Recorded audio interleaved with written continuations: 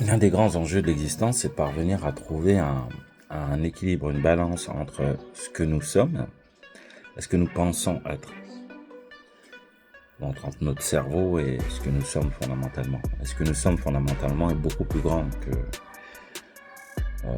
ce que notre cerveau en comprend, en interprète, etc.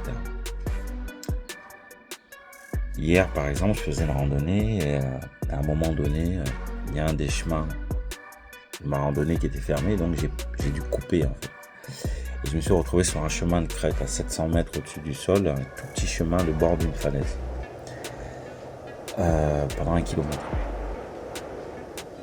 C'était très difficile parce que moi j'ai le vertige en fait. Donc mon cerveau a tendance, et mon ventre aussi, je sais pas si on a un cerveau dans le ventre, a tendance à vouloir me jeter en fait dans le vide. Mon cerveau est attiré par le vide, je sais pas pourquoi.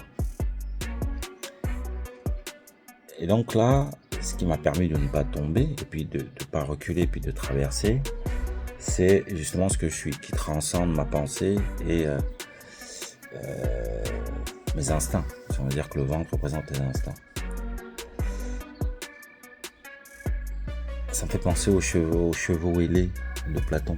Platon, il avait, dans le Phèdre, il parle d'un chariot dirigé par 2 chevaux ailés qui chacun tire dans 2 directions différentes.